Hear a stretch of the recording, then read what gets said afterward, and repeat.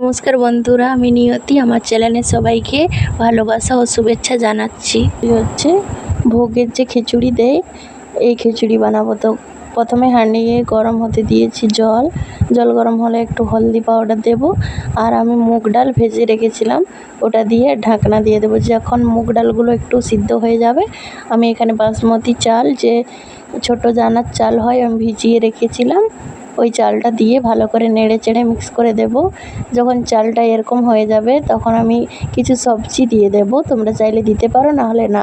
তো আমি মশলা নিচ্ছি, আদা নিয়েছি, টমেটো আর কাঁচামরিচ আর 1 চামচ জিরে আর রাঁধুনি 1 চামচ।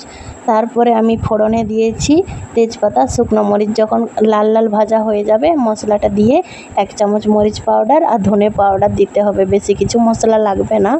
এটা কষানোর পরে যখন একদম কষানোটা হয়ে যাবে, তার উপরে একটু লবণ দিয়ে ভালো করে কষিয়ে নিতে হবে।